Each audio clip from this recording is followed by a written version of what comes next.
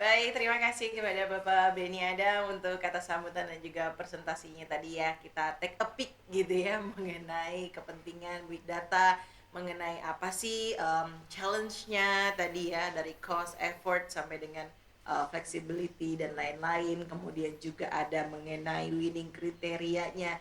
Dan ngomong-ngomong tentang winning kriteria tadi juga sudah ada PQL ya yang provide speed and simplicity. Tentunya berbicara tentang terus mau belajar ya itu salah satu winning kriteria juga nih Bapak Ibu sekalian ya, terus mendapatkan insight and keep updated. Langsung aja kalau gitu, tadi introductionnya udah panjang, juga jabatannya makin lama makin banyak ya. Langsung aja udah kenal banget. Langsung ini dia pakar teknologi informasi yang akan berbagi dengan kita semua mengenai transformasi digital yang terdorong oleh pandemik sekarang ini ya. Silakan Bapak Ono W. Purbo, apa kabar? Baik, baik. Terima kasih Mbak Dora. Ini langsung aja ya. Eh, Langsung aja Pak, ada langs- Pak presentasinya? Oke, saya langsung share screen aja. Mudah-mudahan aman. Keluarnya langsung Yes, Shopee. Oke, langsung aja. Silakan Pak Ono. terima kasih. Ini saya minimize dulu semuanya yang nggak beres. Saya pikir pesertanya ada di Zoom, ternyata pesertanya ada di YouTube. Ya udah nggak apa-apa. Saya langsung ngasih contoh aja dulu aplikasinya. Tadi Pak Beni udah keren banget sih, detail banget. Karena saya barangkali presentasinya lebih ke arah apa sih namanya? Eh, Pengambil kebijakan sih sebenarnya nantinya, karena kita ngomong transformasi digital dan ini juga diminta oleh teman-teman di BPK waktu itu. Tapi kalau saya ngomong ke arah situ langsung takutnya rada off nih kepalanya. Jadi saya kasih lihat dulu kondisi nyata yang ada di dunia itu seperti apa. Jadi untuk kondisi nyatanya saya akan ngasih lihat toko. Ini tokonya Shopee. Ini jadi nggak boleh harusnya ngomongin brand ya. Kemudian ini ada toko yang lain. Tapi kalau dilihat dari toko-toko online ini, yang paling keren adalah coba perhatikan baik-baik kalau kita login ke toko online. Tolong perhatikan baik-baik iklan atau ininya ya. Nih misalnya di sini ada apa sih namanya? Rekomendasi. Ini saya dikasih rekomendasinya kok kayak ginian ya, celana dalam lah. Kalau di sini dikasih rekomendasinya parah banget nih. Tabung gas. Tapi yang bawahnya agak keren sedikit sih. Nah, kalau saya lagi ngasih ceramah di kampus-kampus, webinar di kampus-kampus, saya biasanya suka nanya nih, kalau kita login ke toko-toko online, apakah iklan atau rekomendasi yang dikasih ke setiap orang sama atau beda gitu ya. Jadi pertanyaannya gitu. Kalau kita masuk ke toko online, pertanyaannya apakah rekomendasi setiap orang sama atau beda? Dan dijamin halal, semua peserta webinar apa yang di YouTube juga pasti pertanyaannya adalah beda. Semua orang tahu bahwa itu beda, gitu ya.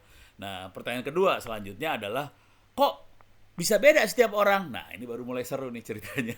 Bagaimana caranya si toko-toko online ini bisa tahu bahwa Ono sukanya tabung gas, Ono sukanya webcam. Kalau di Shopee, ini saya lagi nggak login ya. Perhatiin nih, Shopee saya nggak login ya. Ini perhatikan Shopee saya tidak login. Kalau di toko online yang ini saya login. Tapi kalau tidak login yang keluarnya kenapa jadi pakaian wanita semua ini ya? Aduh, kunaon ya teh. Aduh, ya udah nggak apa-apa. Tapi dari situ nanti teman-teman akan menjawab kira-kira gini, karena si toko-toko online itu memonitor apa yang kita search. Si toko-toko online itu mencatat apa yang kita beli.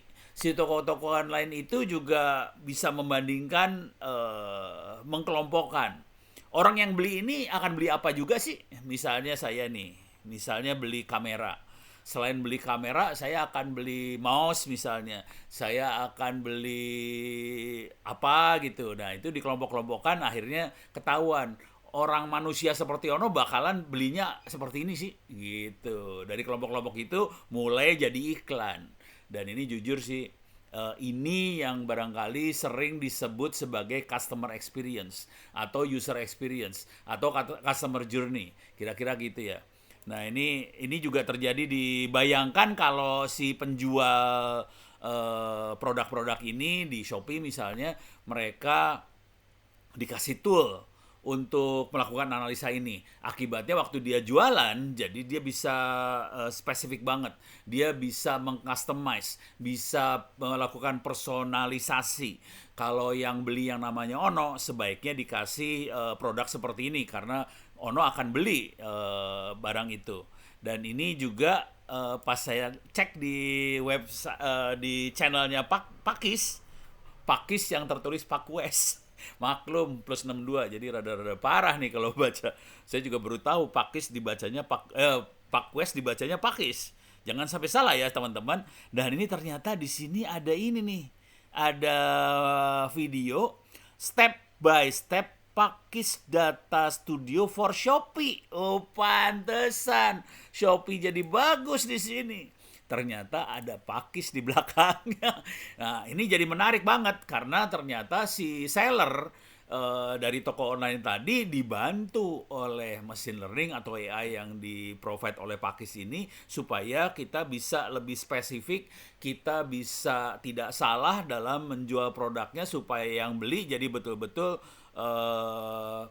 betul, jadi produk yang dikasih ke pembeli jadi betul gitu.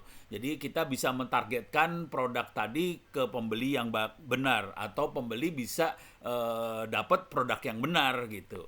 Dan ini fungsinya dari mesin-mesin learning ini. Oke, saya akan masuk lagi ke satu lagi yaitu Google. Oke. Google Map, semua orang tahu Google Map. Pola yang sama di toko online kita bisa lihat di Google Map. Contohnya sederhana banget. Ini kalau Google Map kita tahu banget. Ini yang warna hijau jalan lancar. Kalau warnanya kuning jalannya mulai macet. Yang warnanya merah macet. Mana yang parah? Nah, ini di sini warnanya udah mulai hitam. Di belakang Senayan hitam. Berarti jalan macet banget. Kalau lagi webinar sering saya tanya ini. Kok Google tahu sih jalannya macet? Tahu dari mana? Gitu ya. Nah, jadi pola-pola machine learning adalah dia harus bisa melihat data. Dia harus bisa memata-matai dalam bahasa yang agak kasar. Dia harus bisa melihat data, memata-matai dari data yang dia dapat. Kemudian dia melakukan klasifikasi. Oh, jalannya lagi lancar nih yang hijau. Oh, jalannya lagi agak macet yang orange. Oh, jalannya lagi macet banget yang hitam. Gitu. Ini gara-gara ada stasiun nih Palmerah nih, jadi jalannya macet. Orang keluar masuk stasiun, kira-kira kayak gitu ya. Nah, pola-pola ini harus kita ngerti juga sih. Nah, yang menarik dari Google tadi, dari Google Map ini adalah kemampuan dia untuk melakukan prediksi. Dan ini adalah yang salah satu plus dari machine learning atau AI atau Pakis dan sebagainya itu adalah kemampuan untuk melakukan prediksi. Coba kita lihat kemampuannya ya. Ini saya akan masuk ke salah. Saya akan masukin Tangerang misalnya, Tangerang.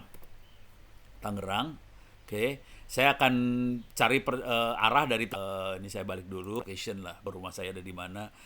Kalau mau ngirim paket gampang jadinya. Nah, ini kalau leave now kita bisa lihat dia sarannya lewat airport, Ancol dan sebagainya. Dia tidak menyarankan lewat Kebon Jeruk, soalnya macet banget sekarang. Oke. Sekarang macet banget.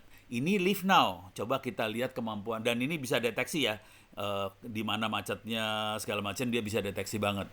Nah, kalau kita ganti depart at berangkat at ini saya rubah nih.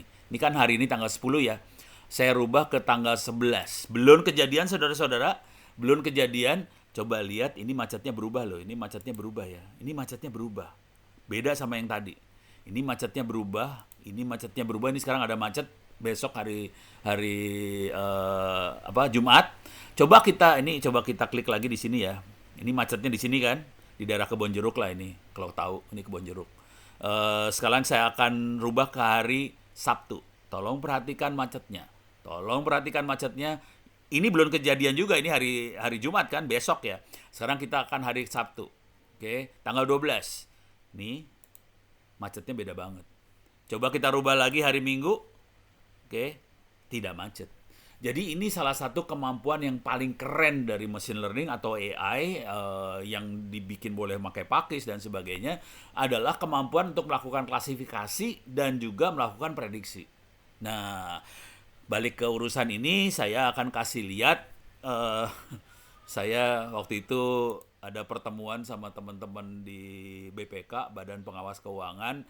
Kebetulan pertemuannya tingkatnya lumayan tinggi. Jadi BPK kalau kita tahu mereka adalah badan yang mengawasi keuangan Republik Indonesia, terutama keuangan pemerintah. Oke. Cuman teman-teman BPK waktu itu berpikir kita nggak mungkin hanya mengawasin keuangan. Kalau dia pengen mengawasi pembangunan, dia harus bisa mengawasi program pembangunan juga. Jadi tidak hanya sekedar bond atau kwitansi yang diaudit, dia pengen mengaudit program pemerintah seperti apa. Dan salah satu isunya adalah transformasi digital sebetulnya, karena semua ini didorong oleh COVID, akhirnya pakai IT dan sebagainya.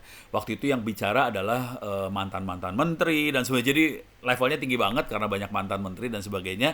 Udah gitu si Ono rakyat biasa sendiri aja yang ada di situ, jadi yang lain mantan menteri sih, dan rata-rata orang ekonomi. Dan cara berpikirnya sebenarnya sama aja sih, dukun. Ke depan seperti apa sih? Ekonomi seperti apa sih? Wah, langsung ahli ekonomi pada ngomong semua. Ono kan bukan ahli ekonomi ya. Jadi saya ngomongnya beda banget. Nah, saya ngomongnya kira-kira kayak gini nih. Ini akan saya omongin. Materi ini semua Anda bisa download. Saya kasih lihat downloadannya dulu ya. Anda bisa download, teman-teman di YouTube bisa download di LMS Onocenter ORID/pustaka./AI.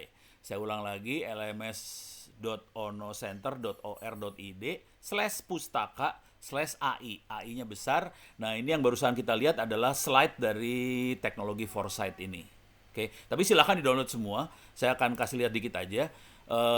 Supaya lebih enak, saya masuk ke papernya aja. Ini papernya, ini dia papernya. Transformasi digital yang didorong oleh COVID-19. Ini tadi slide-nya, ini papernya, bentuknya seperti ini. Cara berpikirnya sederhana banget. Jadi, Bapak Presiden, Menteri, Direktur, SEO, manajer, leader, segala macam butuh masukan supaya kita bisa memberikan yang terbaik untuk, kalau dalam bahasa yang keren namanya stakeholder ya. Kalau dalam bahasa yang startup misalnya customer, dalam bahasa biasa aja ya pelanggan atau pembeli atau jadi kita perlu banget si Bapak Presiden, Menteri, Direktur, Manager, Leader perlu banget ngeset customer journey, customer experience supaya kalau di pemerintah namanya program pemerintah supaya sesuai dengan keinginan masyarakat. Nah, ini jadi masalah besar. Gimana caranya para pimpinan tadi bisa ngelihat program masyarakat tadi? Caranya ya kita harus memonitor pakai sensor, pakai aplikasi, pakai web, pakai IoT tentang apa yang terjadi di bawah sana. Tapi ini harus elektronik semua. Yang jadi masalah besar, semua data-data tadi bentuknya print out. Pening kepala lo. Karena datanya print out. Jadi ini masalah besar sih sebenarnya. Karena bentuknya print out. Oke lah, kalau kita bisa dapetin terutama teman-teman di startup, telekomunikasi, Telkomsel, dan Telkom dan teman-temannya, mungkin datanya sudah bentuknya soft copy ya, bentuknya digital. Dan itu gampang dimasukin ke server database dalam bentuk big data, kemudian kita bisa pakai AI, machine learning, deep learning, dilakukan analisa oleh data science, supaya kita bisa melakukan klasifikasi sama prediksi, forecasting, dan sebagainya. Kadang-kadang kalau saya lagi jailnya keluar, saya bilang ini prosesnya proses, apa sih namanya? Perdukunan. Nah, dari situ semua kita bisa melakukan adjustment dari ini semua. Kira-kira kayak gitu. Poin terakhir yang pengen saya sampaikan adalah wanti-wanti terutama buat para pimpinan, karena seringkali para pimpinan itu mikir AI itu jenius, bisa berpikir sendiri, tidak perlu training, bisa predict anything, hanya bisa dikembangkan oleh Barat. Padahal enggak.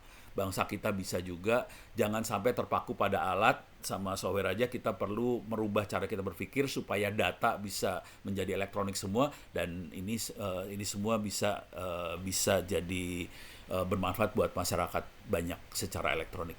Demikian, mohon maaf ini waktunya sempit banget, mudah-mudahan bisa bermanfaat. Saya udah kebablas ini sebenarnya nggak diingetin. Saya kembalikan pada Mbak Dora. Mbak Dora, punten kebablas. Makasih banyak. Nggak apa, Pak Ono, karena memang banyak banyak nih insight-insightnya dan bagus sekali juga Bapak bisa sharing di sini dan pastinya kemampuan bahasa Indonesia sebenarnya keren banget ya Pak, jago ya Pak. Iya, keren banget. Apalagi Pakis. Saya baru tahu PKL itu buatan Republik Indonesia, buatan Pakis. Dan ini hanya satu-satunya di dunia loh. Yes, wih, keren banget ya. Bangga banget ya karena kedengarannya Pakis aku pikir juga yang luar negeri nih, ternyata 100% produk kebanggaan Indonesia. Keren. Modal utamanya aja udah ada ya, kemampuannya, teknologinya, otaknya gitu udah ada. Nah, nanti mungkin bisa di-sharingkan kembali lebih lanjut ya apa nih Siap. biar semakin keren. Keren. Nah, Bapak Ibu sekalian, terima kasih Pak Ono buat sharingnya. Langsung kita maju ke